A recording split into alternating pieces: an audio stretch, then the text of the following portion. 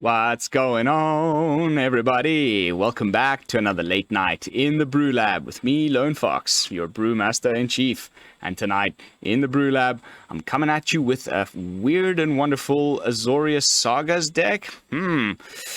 It's definitely going to be in the serious Jank category. We'll be playing this one in the unranked ladder, and yeah, but I've gotten a little bit obsessed with that 4-mana blue Saga from Kamigawa that we were playing in yesterday's control deck, and I kind of was testing out some stuff, and a weird little janky brew has cropped up that is getting me the odd win, and it's definitely gotten my creative juices flowing, which is always what I want you guys, you know, to get in the lab and start brewing for yourselves. So I hope that at the very least I can convince you that it's a card worth you know, looking at. But before we jump into tonight's brew, I wanted to do a quick little shout out. I ended up on a fellow content creator's channel, Tragedy MTG. He did a video with like up and coming new MTG creators you need to know about. And yeah, I was... BrewLab is just what its name says, whoa. a place to brew. Fox is just a good time. He kind of reminds me of MTG Malone, where he's just naturally a funny and really cool person. Thank you. He's recently caught my eye with his modified aggro decks. Like this video, he's playing a Rakdos modified deck using cards like Shatterskull Charger and Lethal Exploit. So a bit strange, but like awesome as well. Brewing. Anyway, like, you know, and a bunch of other guys showed up on here. Country Fried, Kero, MTG Mythic, Cly Phoenix, myself, and Tap for Mana. We've recently now gone and like subscribed to all of each other's channels and giving each other all shout outs. It's a great little bit of networking and interacting with other content creators that are up and coming, and for me that's what it's all about. I absolutely love it. Like, we're going to be sharing deck ideas, maybe doing some collaborations in the future, and you know, helping each other grow, and that's what it's all about. So absolutely stoked to end up on this little video, and I would ask all of my subscribers to go on down to Tragedy MTG and give him a little subscribe.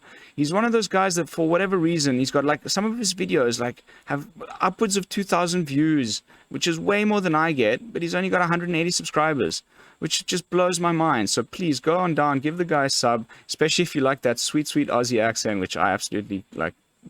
You know, I spent a lot of time around Australians and I missed it. They're some of my favorite people on the planet, and I love the way they like the English language just rolls out of their mouths. So yeah, like definitely worth checking out. Go give him a subscribe. Tell him that Lone Fox from the BrewLab sent you, and that'll make me very, very happy. So yeah, that's it as far as a little bit of news and announcements before we jump into tonight's brew. I'm calling it Azorius Sagas. And yeah, I'll do the usual. Take it from the top. Describe the deck from left to right. Explain to you why it is that I have picked the cards to go in the deck. How it is that they synergize with the other cards in the deck, if at all. And then what some of the, you know, play lines and interactions might be that you'll run into. And then we'll jump into some unranked ladder play and hopefully show off as many of those play lines and interactions for you against some opponents, so you get to see the deck do its thing, and you can decide whether it's something you might want to craft up for yourselves. Then we'll jump back in at the end with my final thoughts and overall deck review. So we're starting off with a full playset of Portable Hull. It is an artifact. So there's there's a few synergies here that are important. First of all, it exiles things, which grows our Stonebinder's familiar. Second of all, it's an artifact. If you remember from yesterday's video, this Inventive Iteration, which is kind of the card that I'm obsessed with at the moment, the second chapter, return an artifact card from your graveyard to your hand. If you can't, draw a card. So I was like, okay, let's put some artifacts in the deck that are good if the opponent gets rid of them, or if we've like discarded them to one of the other cards, which we'll get to in a second. They'll end up in your graveyard. Then we can bring them back with the second chapter of Inventive Iteration. If they're not in the graveyard, we get to draw a card. So pretty cool. So serving multiple purposes here. It's like a thing that you can happily discard and there's a lot of cards in our deck that make us discard things. Restoration of Eiganjo, second chapter, you may discard a card when you do return target permanent mana value 2 or less from your graveyard to the battlefield tap. So that could even just be the portable hole itself, getting to cast it for free off of the Restoration of Eiganjo, having previously discarded it to the Modern Age, which is another new little saga from Kamigawa, which is probably going to fit better in like a Spirit Tribal deck, and that I'm working on as well, so stay tuned for that. But you draw a card and discard a card for the first 2 chapters, and then it comes back as a 2/3 flyer, which is a spirit and an enchantment. Lots of cross synergies here, okay? And you'll start to get the whole picture as I get through all of the cards in the deck. But yeah, that's all as far as portable hold. Stonebinder's Familiar is a spirit dog. Very important. And it gets a +1/+1 counter on it once for each turn whenever something gets put into exile. Something the opponent does or something that you do, it'll still trigger the ability of the Stonebinder's Familiar. So, ways that we have of exiling things. Portable Hole, first of all. Second of all, and this is a BrewLab special coming at you fresh off the press. Every time these new sagas from Kamigawa leave the battlefield and come back as, you know, their backsides, they are exiled. So exile the saga, then return it to the battlefield. Same for the Modern Age, same for the Restoration of Eiganjo, same for the Inventive Iteration. The third chapter always says exile, then return. So every time this happens, you'll be putting a +1/+1 counter on the Stonebinder's Familiar.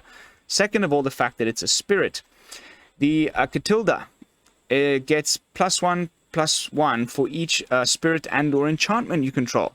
So it's going to help with the Katilda's power and toughness.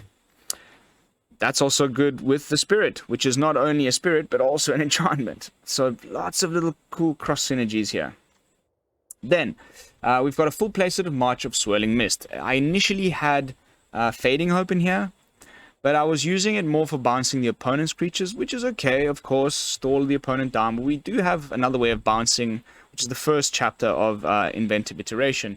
So I found myself having trouble against decks that run like heavy targeted removal. And I was more interested in not having to like bounce my own stuff to save it from removal. I'd rather just phase it out, and then it stays on the battlefield, and I can continue to do my stuff the following turn. So instant speed, March of Swirling Mist. It's been seeing a lot of play in the Goldspan Dragon Jeskai combo deck as a way of like getting an additional treasure out of Goldspan Dragon and saving it from removal. In this case, we're using it to potentially save upwards of one of our creatures from removal. Whenever, you can even do it against, when a sweeper comes along, you just dump a bunch of mana into it and select your important creatures so that they don't get removed from a sweeper. Lots of really good usages. And of course, you can also do it to the opponent's creatures when you need to attack in. So just fantastic all around. One of the nicer marches from the cycle. The green one has seen 0 play. This one, it's up there with the white and the black one, in my opinion. Unfortunately, it's not phasing out isn't exile, so it's not going to put any counters on your Stonebinder's Familiar. But if you are having to exile cards from your hand, blue cards, to reduce the casting cost of March of Swirling Mist, then that will be putting counters on your Stonebinder's Familiar, which is quite nice. Then we've got a full playset of Michiko Reign of Truth, which is a saga, in the saga tribal type theme. One synergy, really nice. Second synergy, it puts a +1/+1 counter on a target creature you control for each artifact and or enchantment you control. So we've got artifacts aplenty, and there's another one which we'll get to in a moment, and we've also got plenty of enchantments. So it's definitely cross-synergizing with a lot of the stuff in the deck, helping us boost our flyers, which we have quite a few of, to bigger and bigger heights so that we can swing in and potentially get that one-turn kill, which the deck is completely capable of, and I'll get to that in a moment. Then we've got a full playset of Potion of Healing. Potion of Healing enters the battlefield, draw a card. Nice. Also can be one of those things that you're pitching to the first 2 chapters of Modern Age and then bringing back with either the Restoration of Eiganjo or the Inventive Iteration. Because it's mana value 2 or less, it's okay for the Restoration of Eiganjo 2nd chapter, and because it is an artifact, it's okay for the Inventive Iteration 2nd chapter. And it puts itself in the graveyard. You can pay 1, tap it, sacrifice it, and you gain 3 life. So also a little bit of life gain, which is amazing. Then we've got full playset of the Modern Age. Like I said, just churning through. What we're trying to do is discard our Katilda early in the game, so that she ends up in the graveyard, and then we can cast her for her disturbed cost of 5, and equip or enchant one of our creatures. Usually it's the backside of the Restoration of Eiganjo, the Architect of Restoration, but we can also put it onto the Living Breakthrough, or onto the Vector Glider, onto the Stonebinder's Familiar, which is quite nice. So lots of cool things to equip a Katilda's Rising Dawn onto, and of course you can also just cast the front side, which is quite nice. They both do the same thing. It's just the backside does it to whatever it's enchanted onto. The front side just does it by itself. Other important thing to note is when these disturbed things die, they get exiled. Again, putting stuff on the Stonebinder, counters on the Stonebinder's Familiar. Something else to take note of. And yeah, I mean, that's all I really have to say about the Modern Age. It's just a nice way to churn through our library. You're discarding the artifacts and, or other things if you don't have the artifacts that you could potentially bring back either with the Restoration of Eiganjo or Inventive Iteration. Or discarding Katilda's Dawnhart Martyr, so we can disturb the Rising Dawn onto one of our creatures. Then, full playset of Restoration of Eiganjo, helping us with a little bit of ramp, potentially on the first chapter. Chapter 2, discard a card. If you do, you can return target card with mana value 2 or less from your graveyard to the battlefield. There's plenty of those. It can be any of these, right? And all of them are good targets. Like, you bring back your Potion of Healing, enters the battlefield, draws you a card straight away. Bring back a Michiko's, buff a creature. Bring back a Portable Hole straight away. Exile something, grow your Stonebinder's Familiar. Lots of cool stuff going on with the first and second chapters here. And then the third chapter, you get this Fox Monk, which is a 3/4 with Vigilance. And whenever it attacks or is blocked, you make a 1/1 colorless spirit creature token. So, I mean, putting Katilda's Rising Dawn on the Architect of Restoration is just the bee's knees, because you get this flying Vigilance 3/4, and then at that point it's going to be huge because you've got all these enchantments and artifacts in play. It also gains the lifelink. And whenever it attacks, you poop out a little spirit, which then grows it, during the combat step. You'll gain an additional +1/+1 from that spirit that comes out because of the Rising Dawn. So just all-around fantastic addition to the deck, in my opinion. Then I've gone for a full playset of Katilda. And, usually it's a bit weird because it's a legendary, but it's such a magnet for removal that I just wanted to always be able to find another one. And we've got so much card draw that we often do, and if the opponent gets rid of the first one, we just keep them coming, and try and equip them onto your, like I said, either the Architect of Restoration or the Stonebinder's Familiar, what have you, and then protect it with March of Swirling Mist. Beg your pardon. Almost. I managed to hold that one back. Which brings us to the main card of the deck, which is making the deck box look just beautiful with this artwork. And I've gone for like all the Azorius stuff here.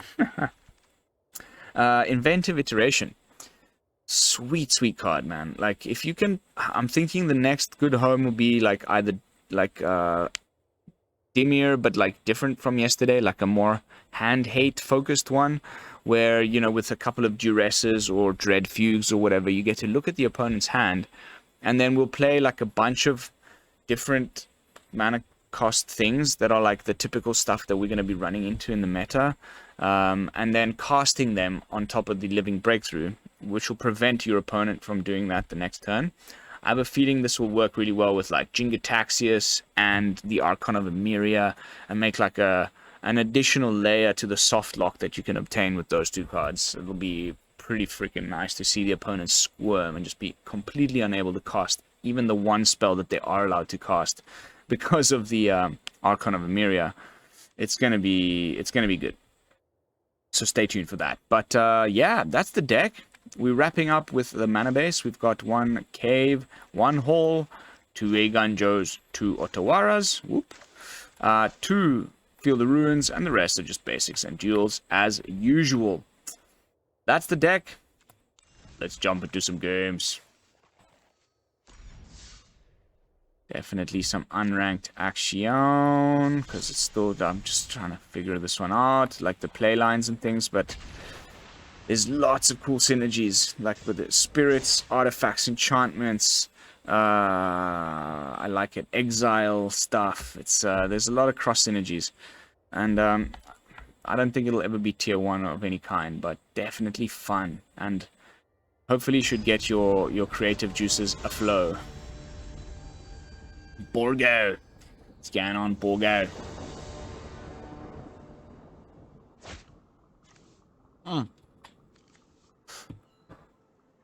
Not amazing, no blue lands, blah blah blah, but definitely 2 Stonebinders is a good thing.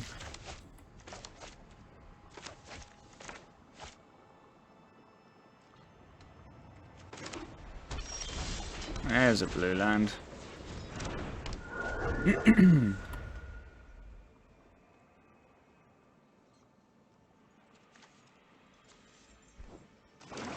Oh, bugger.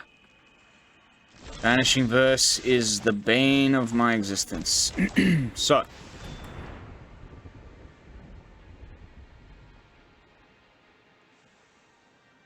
He's like, huh? Never seen that card before. Definitely got a Vanishing Verse in hand. We're going to discard our Katilda. What a piece of ass. Hey, thanks for the free counter, mate. It's probably got another one. They always do.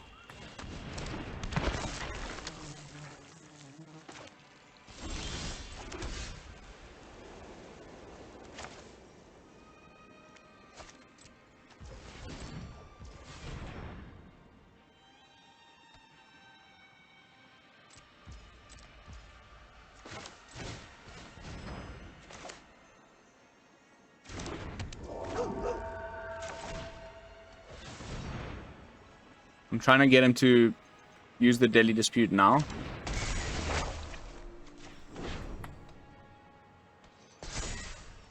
We won't attack. Just in case he didn't have it. Save the Stonebinder before it's too late.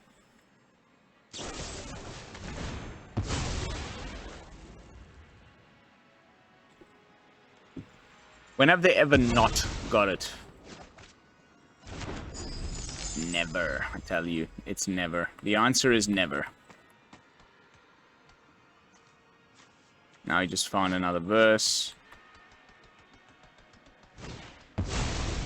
Oh. Okay. That's juicy.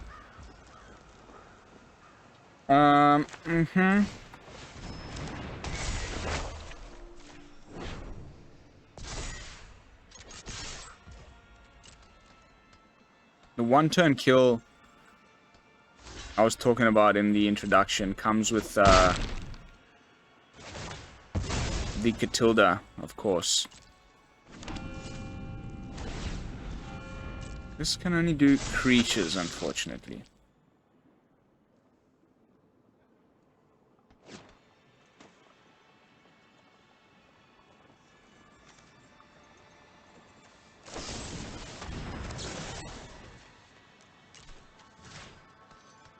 Hey-oh! Sorry, buddy. Exiles the Saga, which will put another counter on it.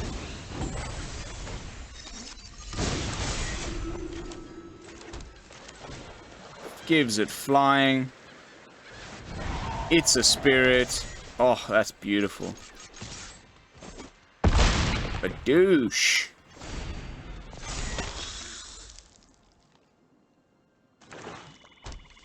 Banishing Verse. No? Wow.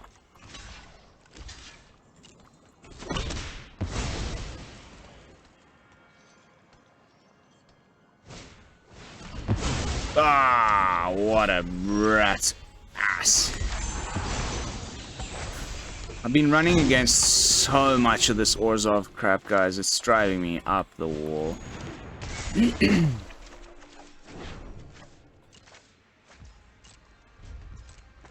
Just non-stop.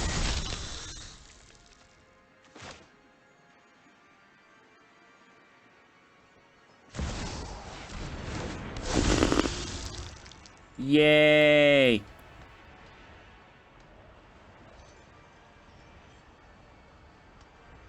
Okay. Probably lost to this one, unfortunately.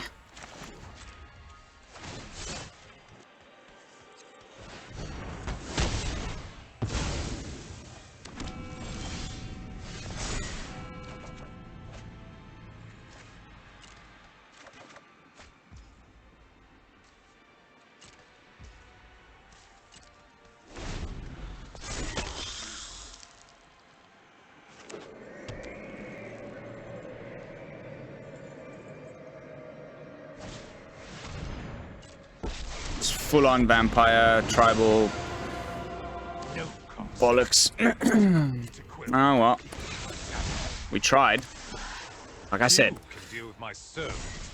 not the best deck I've ever built, but something fun and new. Let's see if we can squeeze a couple wins out of tonight's gameplay.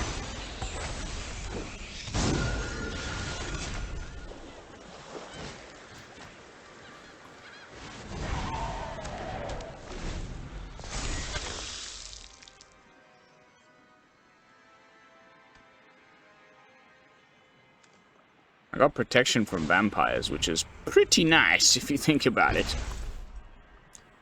Dire times call for dire tactics.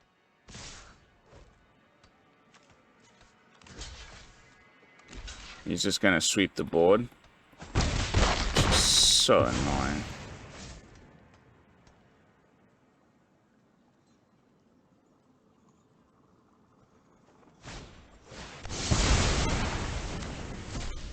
Oh, give me a break, guys.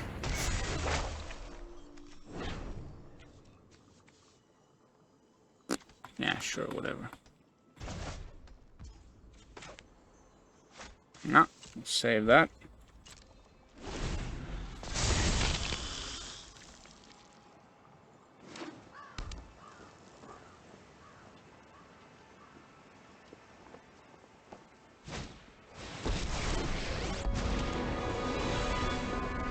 For the sake of all Innistrad, my will must. Got no artifacts in the yard. Bring my own army. So we'll just be drawing an additional card, which is pretty nice.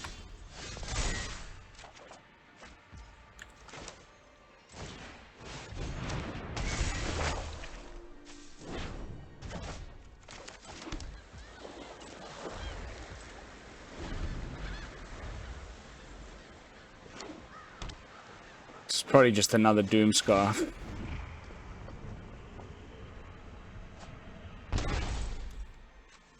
My ways. He's got enough to get the Henrika back. Ah. Just give me a break, man.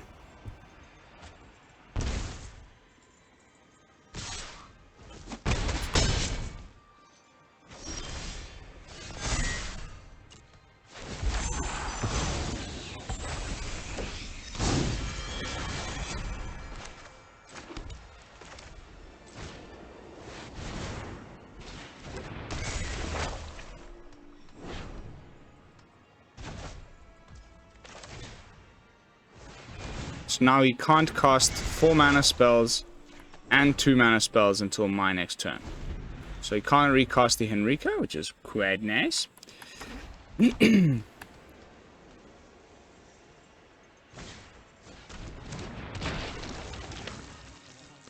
don't Doomscar the board now. Come on.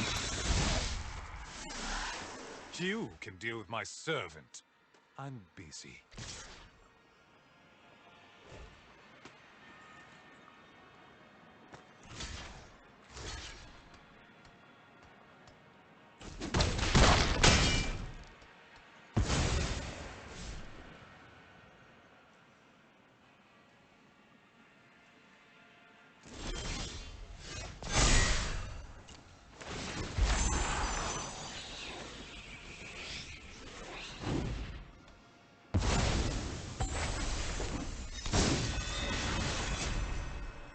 Okay.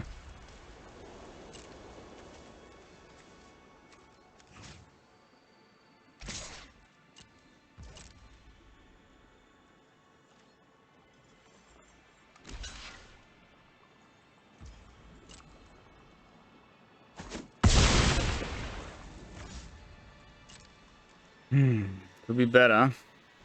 But we can save both of our creatures if he has a sweeper now.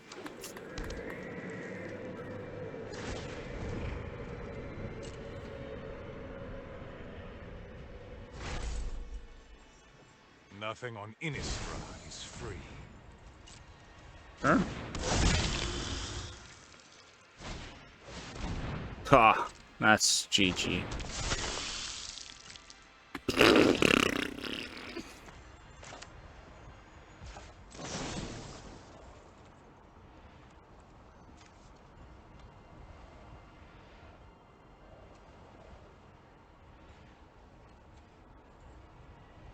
One, two, three, four, five, six, seven.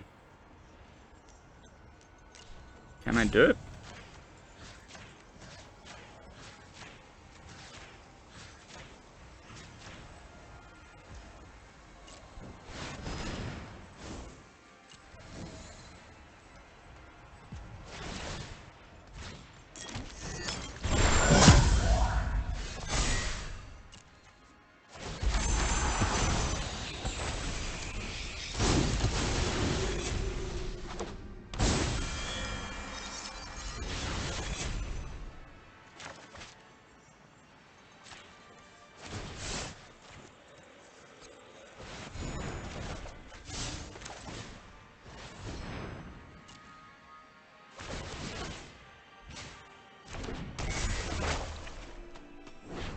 This is my final huzzah!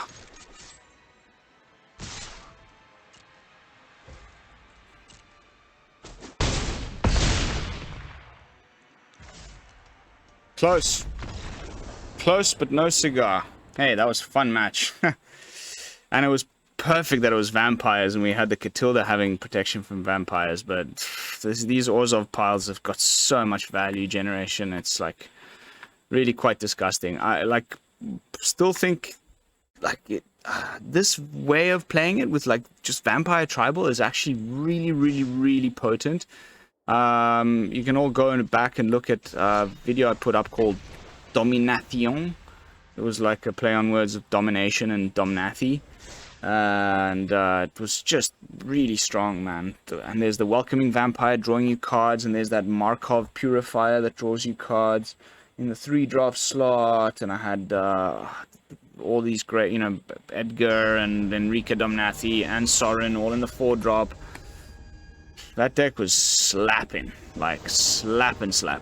And you can run sweepers because, you know, Edgar just keeps coming back.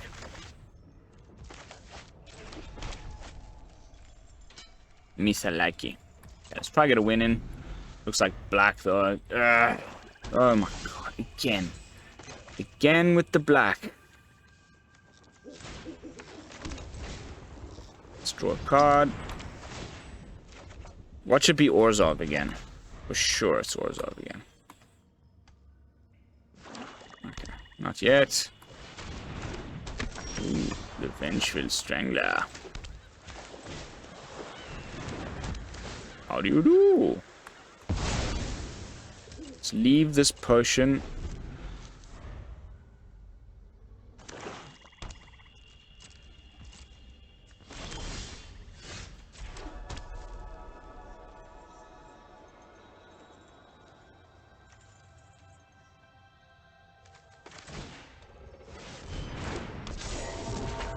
Don't have the mana to do this, so it's probably a bad idea. But if they just destroy it... Okay. Whew. Got away with it.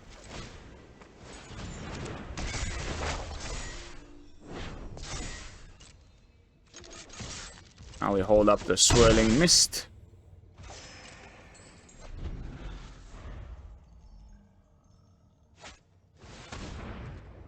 Sure.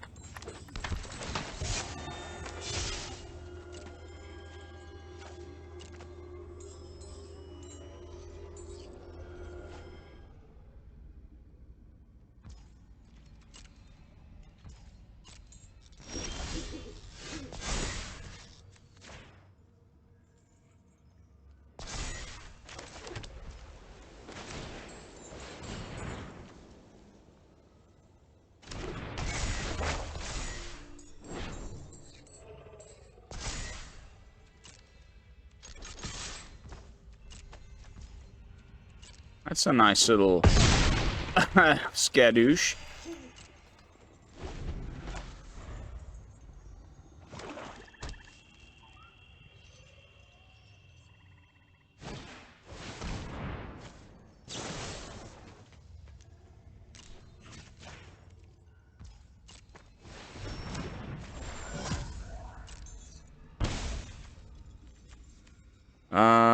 Which one's on chapter 2? So let's go for this one.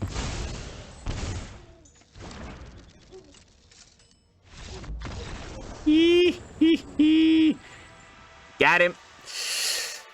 Oh man, like the amount of these mono black guys with like 4 copies of Invoke Despair I've run into tonight as well. It's just been quite astounding, especially on the unranked. Really, really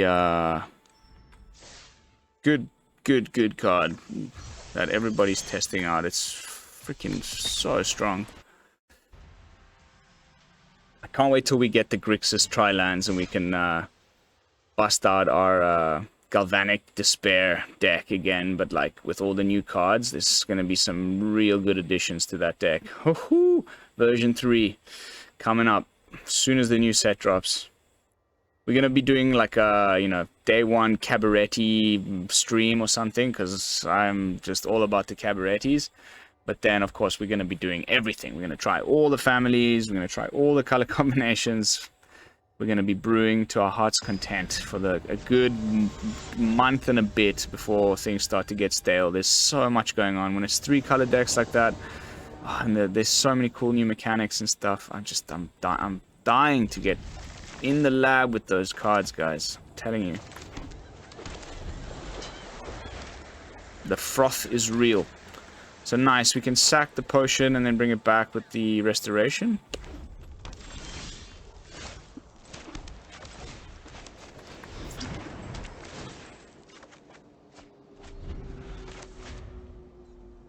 Red, huh?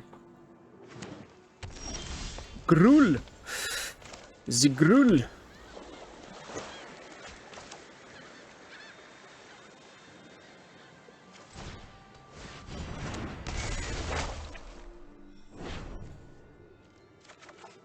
So I think if we put a stop on our upkeep, we can sack it before the trigger.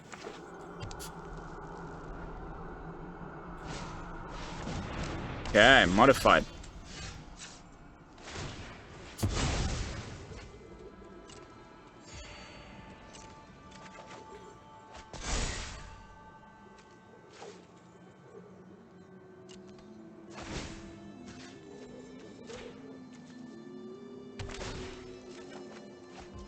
Oh, baby.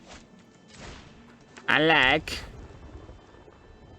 Modern Age.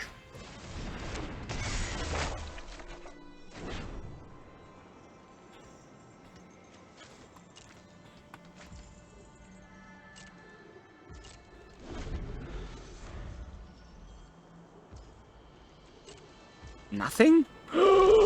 Poor guy. That's terrible.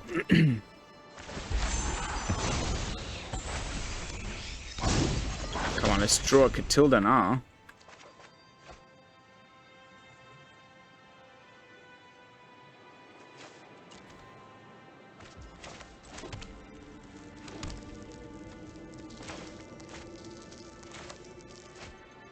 think I just want to hold up Swirling Mist and like just get one Michiko rolling.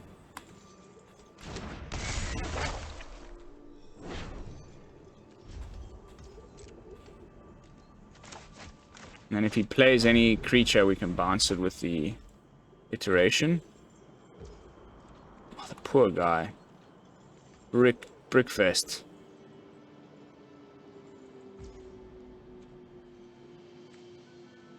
Now that's gonna increase the amount of...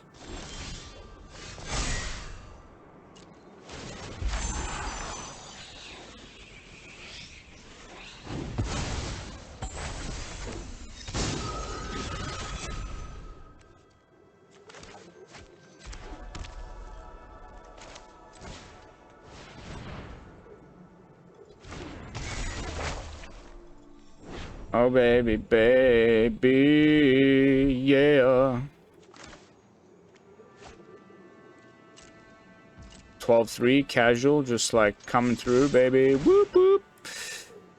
Off you go.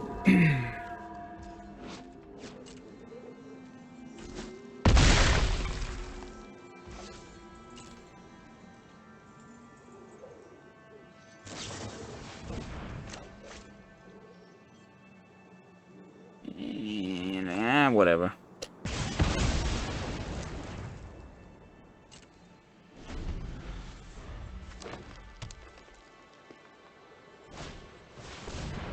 That's just great.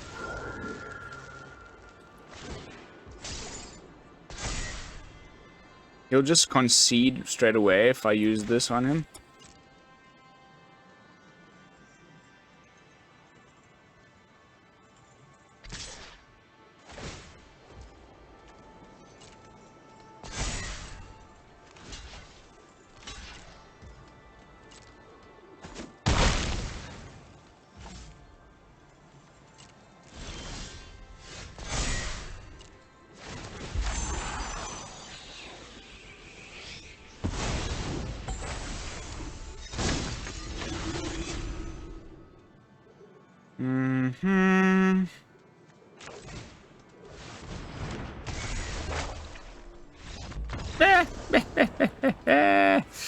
Yeah, the poor guy just like was bricking out big time there. Didn't feel too special to beat him, but still, we're getting to see the potential of the brew, guys. There's something to it, I promise you. I don't know, like we need maybe some counter spells. Maybe some more ways of saving our guys, like some hex brew, for instance. I'd love to hear your thoughts in the comments. Like when we have a deck that's like just all these 4-ofs, we can definitely like cut some of the 4-ofs and like make space for some interaction. Right now it's just March of Swirling Mist, and you know we're just relying on the fact that we have a bit of bounce and you know the portable hole. But it's not a very interaction heavy. I think we could definitely make some adjustments. I would love to hear your thoughts in the comments of how we can take this to the next level, because I'm having fun. It's something new and different. Like I'm just really enjoying playing something different. Sound like a stuck record, but it's what it's all about for me right now. Like in this late you know, phase of the format, it's always about just trying to find something fun and different to play.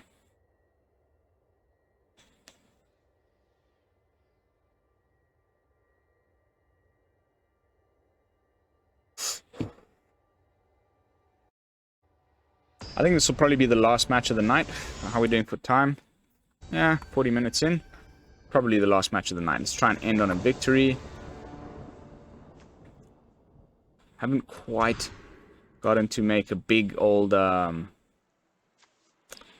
Stonebinder's familiar yet. But we've got the Modern Age to discard the Katilda. We'll probably just put one of the potions of healing away. Magic can knit the body back together, but the courage to fight on only comes from within. Yeah, that's very much in line with all of the fantasy books I read. It's kind of like the healing spells feed on the body's energy. Sometimes it's of the of the mage who's casting the spell. Sometimes it's of the person who's having the spell cast on. them, but...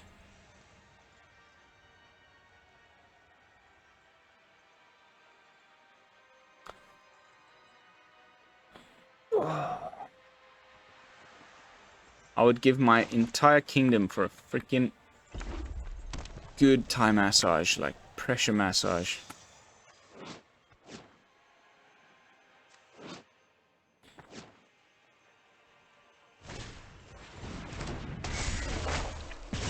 Kimono. It's down on Kimono.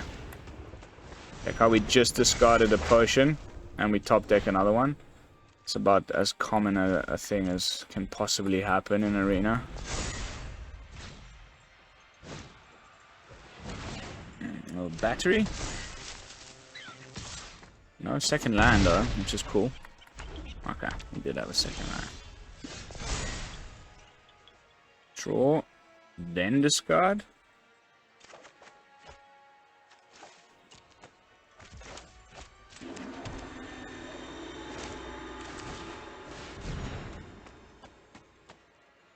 Seeing some of these play lines, so like it's always discard this, then play the Eiganjo. The second chapter, I'll, you know, be allowed to get the potion into play for free.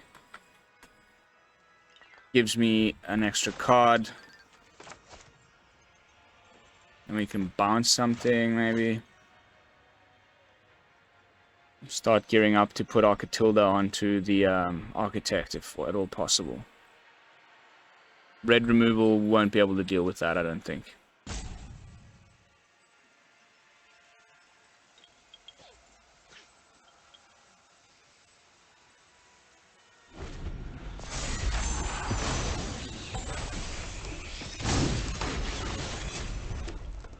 Oh, don't be a... Cast it before I could say it. It's a lot of damage. I think we may have to get inventive here.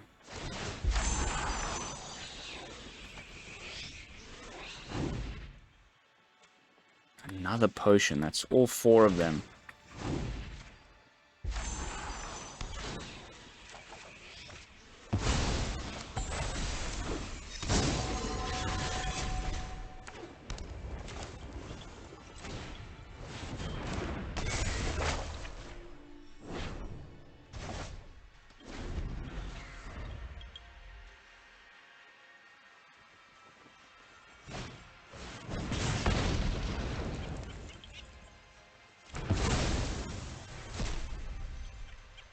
We can play the Katilda onto the Restoration next turn. And I think we'll ought to be able to stabilize against this aggro opponent. I say ought.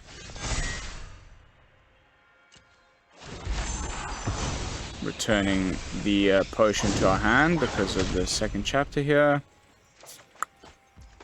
Boopity bappity. Now that's pretty nice.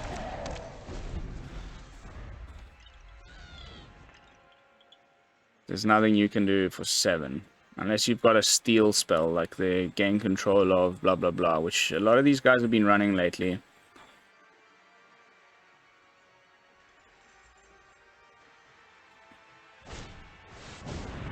Okay, he's digging. That's good. Can't attack, can you?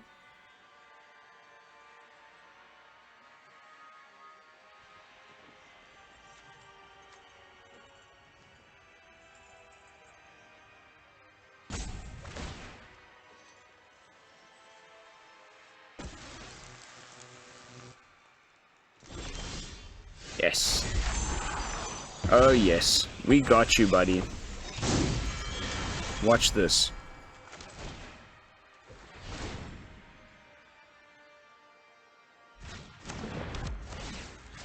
Kamana, bye-bye. It's an additional artifact. Another artifact.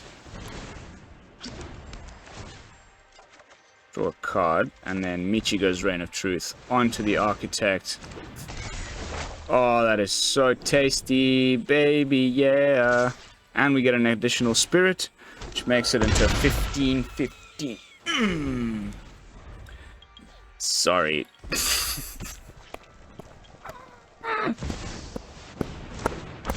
That's Sushi won't do it, mate. Sushi will not do it, I'm afraid. Boom, boom, boom! I like it. I like it very much. That was freaking sweet. Like, I'm starting to figure out the play line so that we get the perfect, like, you know, architect with the Katilda on there. And then, if we'd even had the March of Otherworldly Light to protect it, especially against red, where, like, the removal tops out at around 4 damage. Sorry, you aren't getting rid of that. 8-9, my dear fellow. Alright, so that's the deck. I hope you enjoyed it. That's going to be it for tonight's gameplay footage. Let's jump back in and see if we can, pass some judgments. I think for now, honestly, personally, I don't know what I would do straight away. But I have an inkling of some ideas. Like I mentioned before, we may want to put in some counter magic, perhaps. We could also discuss, things with disturbed, other things that have disturbed, like, and which also would disturb, like the Malevolent Hermit, which is a counter spell on a creature that we could also be discarding to all of our discard stuff and then just recasting for its disturb cost and get a flyer, which is pretty cool, and that makes all of our sagas, which are non-creature spells, uncounterable. That could be one way of going about things. But I feel there's kind of like just enough life gain and enough like card draw, and with March of the Swirling Mist, if we get it in our opening hand, just with that crucial moment where they go for the sweeper or the removal, we save our key card, that it's actually a pretty fun little deck that is potentially competitive. I would love, again, at the sake of repeating myself, to hear your guys' thoughts in the comments. Like, what do you think? What can we do to make this better? Please let me know. But yeah, that'll be it for tonight. Thank you all so much for watching. Don't forget to like, comment, and subscribe. I will see you all tomorrow with some fresh brews. And until then, this is Lone Fox from the BrewLab, signing out. Peace, y'all.